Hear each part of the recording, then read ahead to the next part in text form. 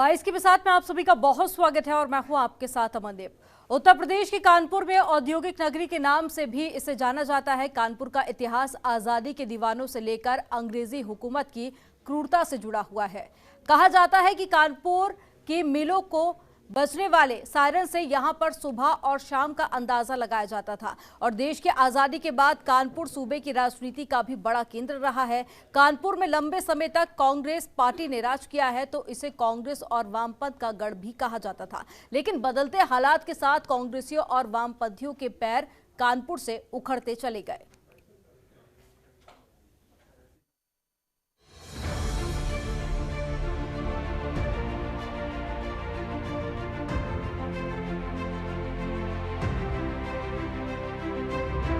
कानपुर भारत का वो शहर जहां बेकाबू टेम्पो, लोगों का भौकाल और सन्नाटेदार कंटाप खूब चलता है।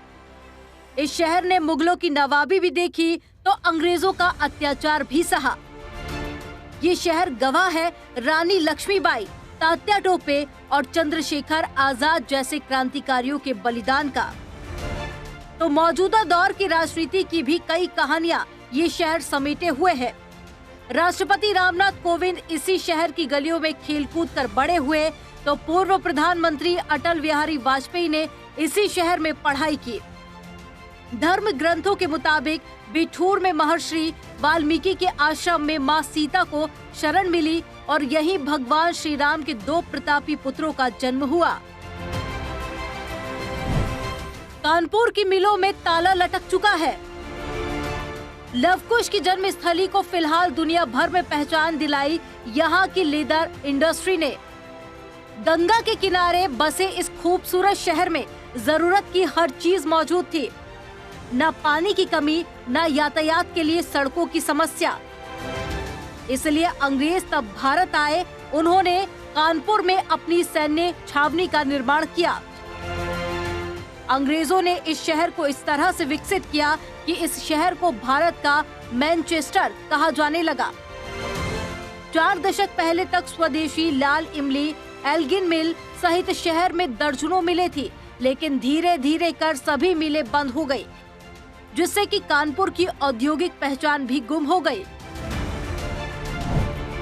रोजगार के ये साधन हैं। कानपुर में आर्म्स फैक्ट्री, आयुध निर्माणी और सेल और साथ ही एलिम्को जैसी सरकारी कंपनियां हैं। इसके अलावा दादानगर, पनकीरनिया और जीनपुर इंडस्ट्रियल एरिया में कई छोटी बड़ी कंपनियां हैं जो आसपास के जिलों के युवाओं को रोजगार देने का काम कर रही हैं। कानपुर सब्जी मंडी से कृषि क्षेत्र से जुड़े लोगों को भी रोजगार मिल रहा है। कानपुर जिले का सियासी समीकरण। इस चुनाव में बीजेपी एक खास रणनीति के तहत उतर रही है। पार्टी का फोकस उन सीटों पर ज्यादा है जो पिछले चुनाव में उनके खाते में नहीं आ सकी थी। इन सीटों को जिताने की जिम्मेदारी पार्टी ने अपने विधान परिषद के सदस्यों, राज्यसभा सांसदों, निगम बोर्ड और आयोग के अध्यक्षों को सौंपी है। ये सभी इन सीटों पर किस तरह से जीत मिले, इसकी रणनीति बनाने में जुटे हुए हैं। इसके अलावा सीसामऊ सीट पर AIMIM पार्टी भी कानपुर की आर्यनगर, कैंट और सीसामऊ सीट पर चुनाव लड़ने की तैयारी कर रही है। इसकी सबसे बड़ी खास बात यह है कि ये वही सीटें हैं जो बीजेपी के पास नहीं है। यदि इन सीटों पर ओवैसी का कैंडिडेट उतरता है तो वो किसको और कितना नुकसान पहुंचाता है, ये तो अब वक्त ही बताएगा। बिल्हौर विधानसभा सीट। कानपुर की बिल्हौर विधानसभा सीट पहले लोकसभा सीट हुआ करती थी। 2009 लोकसभा चुनाव में हुए परिसीमन के बाद बिल्हौर विधानसभा सीट अस्तित्व में आई थी। परिसीमन के बाद बिल्हौर लोकसभा सीट का बड़ा हिस्सा टूटकर अकबरपुर लोकसभा सीट में चला गया था। बिठूर विधानसभा सीट। कानपुर की बिठूर विधानसभा सीट क्षेत्रफल की दृष्टि से सबसे बड़ी है। विधानसभा चुनाव 2012 में हुए परिसीमन के बाद बिठूर विधानसभा सीट अस्तित्व में आई थी। बिठूर विधानसभा सीट में ओबीसी वोटरों की सबसे बड़ी आबादी है और इसके बाद जनरल और SC वोटर हैं। कल्याणपुर विधानसभा सीट। कानपुर की कल्याणपुर विधानसभा सीट पहले कांग्रेसियों का गढ़ हुआ करती थी। इसके बाद इस सीट पर बीजेपी का कब्जा रहा। बीजेपी की प्रेमलता कटियार लगातार 4 बार विधायक रही। कल्याणपुर विधानसभा क्षेत्र में सबसे अधिक ओबीसी वोटर रहते हैं। ब्यूरो रिपोर्ट, जनतंत्र टीवी। कानपुर जिले में 10 विधानसभा सीटें हैं, जिसमें बिल्होर, बिठूर, कल्याणपुर, गोविंद नगर, सीसामऊ, आर्य नगर, किदवई नगर, कानपुर छावनी, महाराजपुर और साथ ही घाटमपुर है। तो कानपुर को पूर्व का मैनचेस्टर भी कहा जाता है। तो वहीं औद्योगिक नगरी होने के चलते इसका इतिहास अंग्रेजी हुकूमत से भी जुड़ा हुआ है। कानपुर जिले में 10 विधानसभा सीटें हैं। 2017 विधानसभा चुनाव में मोदी मैजिक का असर कानपुर की 10 सीटों पर चला, जिसके चलते बीजेपी ने जिले की 10 में से 7 सीटों पर जीत दर्ज की।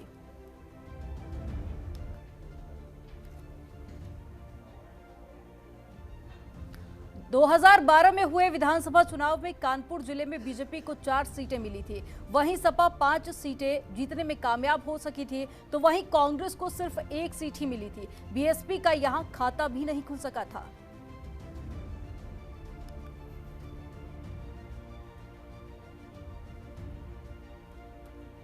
कानपुर के बिल्होर विधानसभा सीट पर 2017 में पहली बार कमल खिला था, जबकि इस सीट पर सपा और बीएसपी ही पिछले 30 सालों से जीतती आई है। 2017 के विधानसभा चुनाव में चले मोदी लहर में बीजेपी ने ये सीट समाजवादी पार्टी से छीनकर अपनी झोली में डाल ली थी। इससे पहले 1993 से बारी बारी सपा और बसपा के उम्मीदवार यहां से जीतते रहे हैं। 2017 के चुनाव में बीजेपी प्रत्याशी की एक तरफा जीत दर्ज कर सभी को चौंका दिया गया था। बिल्होर सीट पर 2012 में हुए विधानसभा चुनाव में सपा की अरुण कुमारी कोरी ने जीत दर्ज की थी। अरुण कुमारी कोरी ने बीएसपी के कमलेश चंद्र दिवाकर को 16,097 वोटों से हराया था। अब 2022 का विधानसभा चुनाव को देखते हुए इस सीट पर चुनावी हलचल तेज हो गई है। सपा और बसपा जहां इस बार इस सीट पर जीत की आस लगाए हुए हैं, तो वहीं बीजेपी इस बार भी इस सीट पर परचम लहराने का दावा कर रही है। बिल्होर विधानसभा के ग्रामीण इलाकों में आज भी सड़क, पानी और बिजली की समस्या है। यहां के कई गांव अभी भी विकास से कोसों दूर हैं। बिल्होर सीट पर कुल मतदाता 3,77,000 मतदाता हैं, जहां पुरुष मतदाता की अगर बात करें तो 2,06,000 और साथ ही महिला मतदाता 1,71,000 है। बीजेपी इस सीट पर परचम लहराने का दावा कर रही है। ग्रामीण इलाकों में आज भी सड़क, पानी और बिजली की बड़ी समस्या बनी हुई है। बिल्होर के कई गांव अभी भी विकास से कोसों दूर हैं और बिल्होर सीट पर कुल मतदाता 3,77,000 हैं, जिनमें पुरुष मतदाता 2,06,000 और साथ ही महिला मतदाता 1,71,000 है।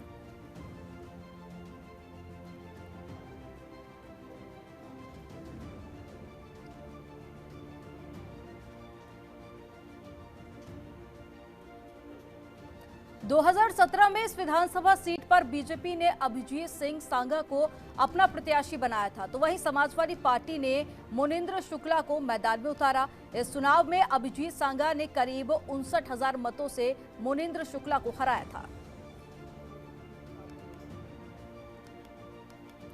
कानपुर के बिठूर विधानसभा का अस्तित्व 2012 में नए परिसीमन के बाद आया। पहले चुनाव में ही इस सीट पर समाजवादी पार्टी के मोनिंद्र शुक्ला ने जीत दर्ज की थी और इस चुनाव में जबकि बहुजन समाज पार्टी के प्रत्याशी डॉक्टर रामप्रकाश कुशवाहा दूसरे स्थान पर रहे थे।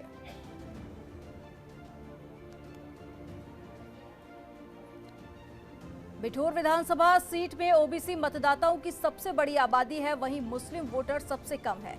इस बार बहुजन समाज पार्टी ने इस विधानसभा सीट पर रमेश यादव को अपना प्रत्याशी घोषित करके पिछड़ा काट खेला है। बीएसपी के इस कदम ने क्षेत्र में राजनीति में सरगर्मियां बढ़ा दी है। बिठूर विधानसभा सीट पर कुल मतदाता लगभग 3 लाख है, तो वहीं पुरुष मतदाता 1,69,000 हैं, तो वहीं महिला मतदाता की बात करें तो 1,35,000 हैं।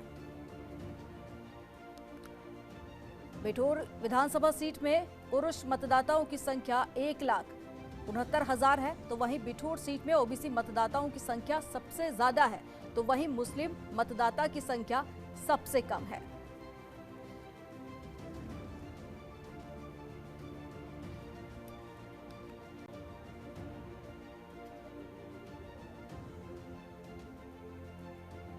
तो अब बात कर लेते हैं कल्याणपुर सीट की। 2017 के विधानसभा चुनाव में यहां बीजेपी ने कद्दावर नेता प्रेमलता कटियार की बेटी नीलिमा कटियार को अपना प्रत्याशी बनाया था। इस चुनाव में नीलिमा ने समाजवादी पार्टी के सतीश कुमार निगम को चुनाव में हराया था और इस चुनाव में उन्हें 86,620 वोट मिले थे, जबकि सतीश कुमार निगम को 63,278 वोट मिले थे। वहीं 2012 के विधानसभा चुनाव में इस सीट से समाजवादी पार्टी के सतीश कुमार निगम ने जीत दर्ज की थी। उन्हें 44,789 वोट मिले थे, जबकि बीजेपी के प्रत्याशी प्रेमलता कटियार को 42,406 वोट प्राप्त हुए थे। कल्याणपुर विधानसभा सीट पर भी लामबंदी शुरू हो चुकी है। पुराने समय में यह विधानसभा सीट लंबे समय तक कांग्रेस के कब्जे में रही थी, लेकिन 2017 के चुनाव में यहां भी मोदी मैजिक चला और कमल खिल गया। इस विधानसभा सीट में पिछड़े वर्ग के मतदाता सबसे ज्यादा हैं, जिसके चलते राजनीतिक दल पिछड़े वोटरों को लुभाने की भरपूर कोशिश करते हैं। वर्तमान में इस सीट पर बीजेपी का कब्जा है। बीजेपी की प्रेमलता कटियार कल्याणपुर विधानसभा सीट से लगातार 5 बार विधायक चुनी गई हैं। वो 1991 से लेकर 2007 तक निर्वाचित होती रही और अब उनकी बेटी नीलिमा कटियार यहां से विधायक है। 2022 के विधानसभा चुनाव में बीजेपी अपनी सीट जीत की तैयारी में लगी हुई है, तो वहीं सपा दोबारा इस सीट को जीतना चाहती है। कल्याणपुर में कुल मतदाता 3,27,000 है, जिनमें पुरुष मतदाता 1,65,000 और साथ ही महिला मतदाता 1,36,000 है।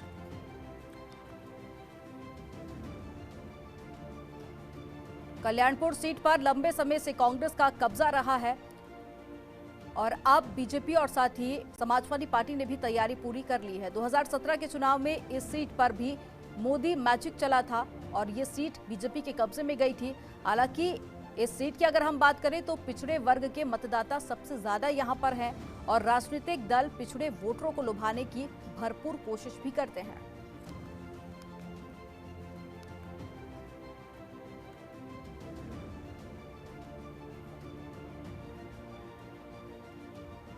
अब बात करते हैं गोविंद नगर विधानसभा सीट की। 2017 में हुए विधानसभा चुनाव में बीजेपी के सत्यदेव पचौरी ने यहां से जीत दर्ज की थी। सत्यदेव पचौरी ने कांग्रेस की अंबुज शिखा को 21,000 वोटों से हराया था। वहीं 2012 में हुए विधानसभा चुनाव में बीजेपी के सत्यदेव पचौरी ने जीत दर्ज की थी। सत्यदेव पचौरी ने कांग्रेस के शैलेंद्र दीक्षित को 12,000 वोटों से हराया था। कानपुर की गोविंद नगर विधानसभा का कभी बड़ा नाम था, क्योंकि ये सीट किसी समय एशिया की सबसे बड़ी विधानसभा के रूप में जानी जाती थी। ये सीट 2012 में परिसीमन के बाद छोटी हो गई। इस सीट पर बीजेपी और कांग्रेस का कब्जा रहा। यहां से भारतीय जनता पार्टी के सत्यदेव पचौरी 2 बार विधायक रहे। बीजेपी के बाल चंद्र मिश्रा 1991 से लेकर 1996 तक 4 बार विधायक रहे। तो वहीं इस सीट पर कांग्रेस के अजय कपूर भी 2 बार विधायक रह चुके हैं। गोविंद नगर विधानसभा सीट ब्राह्मण बाहुल्य है और गोविंद नगर विधानसभा सीट पर 3,28,000 मतदाता हैं, जिनमें पुरुष मतदाता 1,83,000 है और महिला मतदाता 1,44,000 है।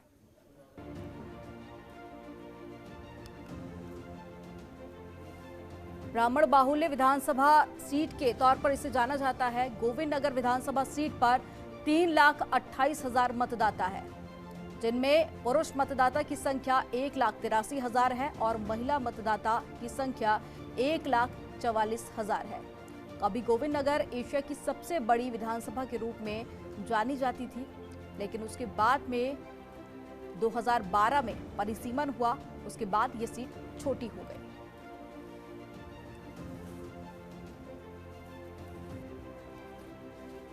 बीजेपी और कांग्रेस का गढ़ गोविंद नगर सीट को माना जाता है, लेकिन अब जो मुकाबला है वो त्रिकोणीय होगा, क्योंकि समाजवादी पार्टी ने भी तैयारियां पूरी कर ली है।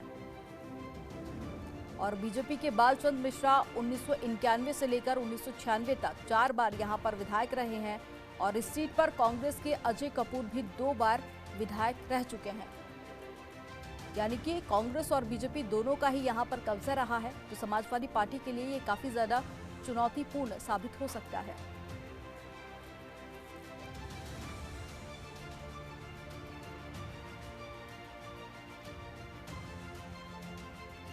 अब बात करते हैं सीसामऊ सीट की। 2017 में हुए विधानसभा चुनाव में समाजवादी पार्टी से हाजी इरफान सोलंकी ने भारतीय जनता पार्टी के सुरेश अवस्थी को 5,826 वोटों के मार्जिन से हराकर जीत दर्ज की थी।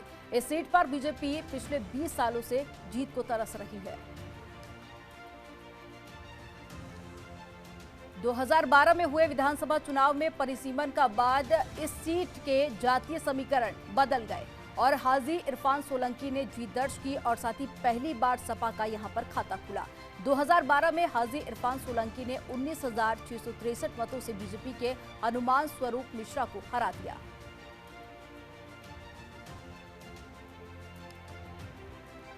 उत्तर प्रदेश के कानपुर जिले की सीसामऊ विधानसभा साल 1974 में पहली बार अस्तित्व में आई। तब से लेकर 2012 तक ये सीट आरक्षित रही और नए परिसीमन के बाद 2012 में ये सीट सामान्य हो गई। 1974 में इस सीट से पहली बार कांग्रेस के शिवपाल वाल्मीकि ने जीत हासिल की थी। अब तक विधानसभा सीट पर साल 5 बार कांग्रेस और 3 बार बीजेपी का कब्जा रहा है। वहीं 2012 में पहली बार सपा ने यहां पर जीत दर्ज की थी। 1980 से लेकर 1990 तक इस विधानसभा सीट पर कांग्रेस की महिला कैंडिडेट कमला दरियावादी का कब्जा रहा और उसके बाद फिर यहां पर जो पार्टी थी वो बदली गई और महिला उम्मीदवार को टिकट नहीं दिया गया। सीसामऊ विधानसभा में कुल वोटरों की संख्या 2,71,413 है, तो वहीं इस सीट पर मुस्लिम वोटरों की संख्या करीब 80,000 के आसपास है, जबकि दलित वोटरों की संख्या करीब 35,000, ब्राह्मण 55,000 और साथ ही कायस्थ 20,000 के आसपास है। नए परिसीमन के बाद 2012 में सीसामऊ सीट में काफी बदलाव हुआ। 1974 में पहली बार कांग्रेस के शिवपाल वाल्मीकि ने यहां से जीत दर्ज की थी और विधानसभा सीट पर 5 बार कांग्रेस और साथ ही 3 बार बीजेपी का कब्जा रहा है। और 2012 में पहली बार विधानसभा सीट पर समाजवादी पार्टी ने जीत दर्ज की थी और 1980 से लेकर 1990 तक इस विधानसभा सीट पर कांग्रेस का कब्जा रहा है। तो वहीं कांग्रेस की महिला कैंडिडेट कमला दरियावादी लगातार यहां से जीत दर्ज करती रही हैं और कमला दरियावादी के बाद में यहां पर किसी भी महिला को टिकट नहीं दिया गया। सीसामऊ विधानसभा में कुल वोटरों की संख्या 71,000 है और इस सीट पर मुस्लिम वोटरों की संख्या करीब 80,000 के आसपास है।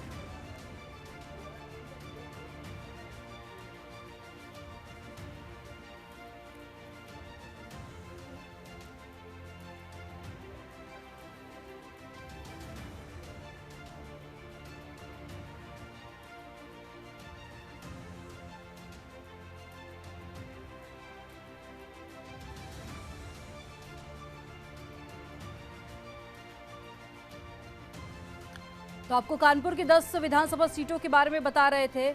पहली यहां पर जो सीट है वो बिल्हौर है और दूसरी बिठूर है, जहां पर जो चुनावी समीकरण है वो काफ़ी ज़्यादा दिलचस्प देखा जाएगा।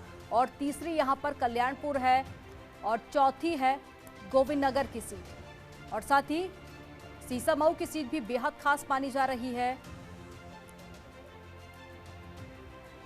और साथ ही सीसामऊ की सीट बेहद खास है, जिसके बाद में आर्यनगर की सीट है जहां पर मुकाबला त्रिकोणीय रहने वाला है और साथ ही किदवई नगर की भी सीट बेहद खास इस बार मानी जाएगी, क्योंकि तैयारियां सभी पार्टियों ने पूरी कर ली है। और कानपुर बेहद यहाँ पर सीट महत्वपूर्ण मानी जाती है विधानसभा इलेक्शन में और साथ ही महाराजपुर सीट पर भी मुकाबला बेहद दिलचस्प रहेगा और साथ ही आखिरी सीट है घाटमपुर।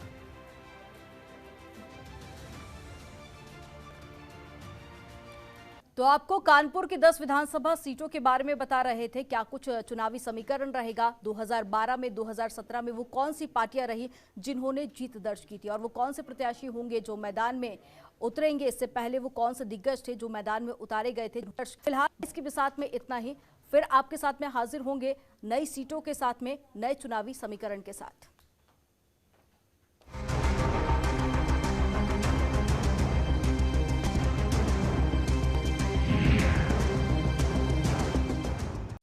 खबरों के निष्पक्ष विश्लेषण के लिए सब्सक्राइब करें Janatantra TV and press the bell icon. Never miss any update.